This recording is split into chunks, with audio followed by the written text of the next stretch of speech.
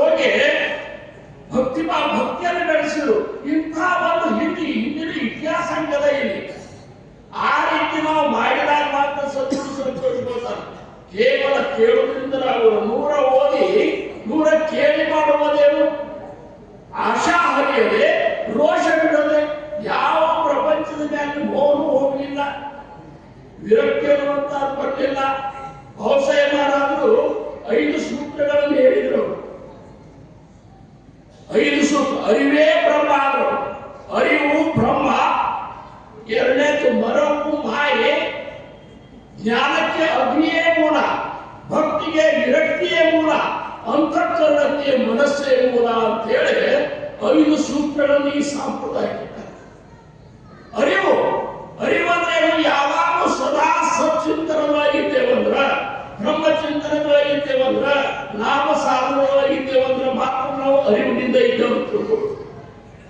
ಸತ್ತಾಗ ನಾವು ಈ ಒಂದು ಇದು ಮಾಡೋದ್ರಿಂದ ಇದು ಆಗುವಂತರು ನಿರೂಪಣೆಯೇ ಸದ್ಬುದ್ಧಿ ಹೋತಿ, ಸ್ಥಳತ್ಯಾಗ ಹೋತ ಸವೇಚಿ ಜಾತಿ, ಕಾಯಕರುರೇ ಕ್ರಿಯಾಗಳೇನ ತುಜ ಬಿಡ ರಾಮ ಕಣಿಕವೇ. ಇಲ್ಲಿ ಕೂತಾಗ ನಮ್ಮ ಮನಸ್ಸು ಸುತ್ತ ಚಲೋ ಇರ್ತದೆ, ಬುದ್ಧಿನೂ ಚಲೋ ಇರ್ತದೆ, ಸ್ವಲ್ಪ ವಿರಕ್ತಿನೂ ಬಂದಿದೆ. ಇಲ್ಲಿ ಜಾಗ ಬಿಟ್ಟೇವಂದ್ರೆ ಮಾತ್ರ ಹೆಂಗೆ ಇದ್ದಂಗಿರೋ ಸಿದ್ದೇಶ್ವರ.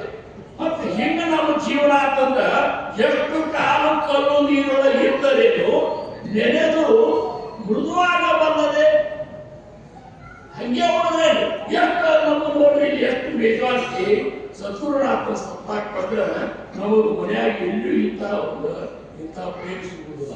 ಕರೀತಾರೇನು, ನಮಸ್ಕಾರ ಮಾಡ್ತಾರೇನು, ಎಂಥ ಒಂದು ಅಮೃತದ ಸಮಾನವಾದಂತಹ ಪ್ರಸಾದ, ಇಂಥ ಒಂದು ವಿಚಾರಗಳನ್ನ ಶ್ರವಣ ಮಾಡುವಂತಹ ಅವಕಾಶ, ಮಹಾತ್ಮನ ದರ್ಶನ ನೋಡ್ರಿ. ಅವರೆಲ್ಲ ಹೆಂಗ ನಮ್ಮ ಎದುರಿಗೆ ನಮ್ಮನ್ನೆಲ್ಲ ಉದ್ಧಾರ ಮಾಡ್ಬೇಕಂತೇಳಿ ಅವತಾರ ಧರಾಯ ಕಾರಣ ಉದ್ಧಾರಾಯ ಜನ ಮಹಾದೋಷಿ, ನಮ್ಮಂತ ಮಹಾದೋಷಿಗಳನ್ನ ಉದ್ಧಾರ ಮಾಡೋ ಸಂಬಂಧ ಅವತಾರ ತತ್ವವನ್ನು ಬಂದಂತಹ ಮಹಾತ್ಮರು ಅವ್ರು ಹೇಳಿದಾಗ ನಡೆದೇ ಬಂದ್ರೆ ಅವ್ರು ಸಂತೋಷಗೊಂಡ್ರೆ ಮಾತ್ರ ನಾಮಸ್ಮರಣೆ ಒಳಗಿನ ಒಂದು ಪ್ರೇಮ ನಮ್ಮಲ್ಲಿ ಜಾಗೃತ ಆಗ್ತದೆ.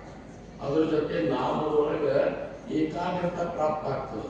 ಇವೆಲ್ಲ ಆಗಬೇಕಾದ್ರೆ ಸದ್ಗುರು ಸಂತೋಷಗೊಳ್ಬೇಕು. ಸದ್ಗುರುಗಳಿಗೆ ನಾವು ಅನನ್ಯವಾಗಿ ಬೇಡ್ಕೋಬೇಕು. ನಾನು ಬರೇ 1 ತಾಸು ಮಾಡಿದ್ದೆ, 2 ತಾಸು ಮಾಡಿದ್ದೆ, 3 ತಾಸು ಮಾಡಿದ್ದೆ. ಆ 3 ತಾಸು ಮಾಡ್ತಾವ ಸದ್ಗುರು ತಿಳ್ಕೊಂಡ ನೀನು ನಾಮಸ್ಮರಣೆಗೆ ನಿನ್ನನ್ನು ತೊಡಗಿಸ್ಕೊಂಡೆ ಅಂದ್ರೆ ಒಂದು ದಿವಸ ಗುರು ಕೃಪೆಯಿಂದ ನಿನಗೆ ನೀನು ಯಾರು ಅನ್ನುವಂಥ ಅರಿವು ಬರ್ತದೆ.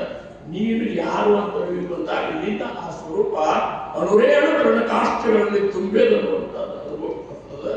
ಹಂಗೆ ಬಂದಾಗ ಮಾತ್ರ ರಾಗ ದ್ವೇಷಾದಿಗಳು ನನ್ನಿಂದ ಒಬ್ರು ಮಹಾತ್ಮರಂತರ ನೀನೇ ಎಲ್ಲ ರೂಪ ತಾಡಿರುವಿ, ನಿನ್ನಯ ಧ್ಯಾನ ಮಾಡಲು ಯಾರು ಹೇಳಿರುವೆ, ನೀನೇ ನಭ ರವಿ ಚಂದ್ರ ಆತ್ಮನು, ನೀನೇ ಚಿತಿ ಜಲ ಅನಲ ಮಾರುತ, ನೀನೇ ಸುರ ನರ ಪಶು ಮೃಗ ದ್ವಿಜ, ನೀನೇ ತೃಣಕ್ರಿಮಿ ಕಾಷ್ಟಸ್ಯ ಹೆಸ.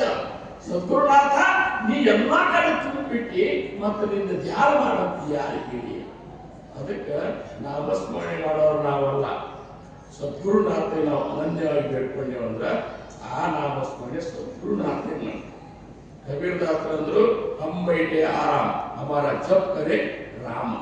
ಹಿಂಗ ನಾವು ಸರ್ವಸ್ವವನ್ನು ಸದ್ಗುರಿಗೆ ಅರ್ಪಣೆ ಮಾಡಿ ಈ ಮಾರ್ಗದೊಳಗೆ ಪವಿತ್ರವಾದ ಜೀವನ ಸಾಕ್ಷಿದೆ ಬಂದ್ರೆ ನಮ್ಮ ನಡೆ ನುಡಿ ಮಾತು ಅರಿವಿ ಹಾಕೊಳ್ಳೋ ಬಟ್ಟೆ ನಿದ್ರ ನೀತಿ ನೋಡುವ ದೃಷ್ಟಿ ಎಲ್ಲದರಲ್ಲಿ ಸಾತ್ವಿಕತನ ಚಿಗುಲಿಕತ್ರ ಮಾತ್ರ ನಮ್ಮ 2 ಮಾತು ಜಗತ್ತು ಕೇಳ್ತದೆ. ಇರ್ಲಿಕ್ಕಂದ್ರೆ ಹಿಂಗೆ ಹೇಳೋರು ಬೇಕಾದ್ರೆ ನೀನು ಆ ರೀತಿ ಆಪಣಾಸಿ ಹೋತಾನ ಏನೋ ಕೊಡುವ ಅನುಭವೇ ಬೇಡ ಜ್ಞಾನಕ್ಕೆ ಸ್ವಾನಾಚೆ ಒಮನಂದ್ರು.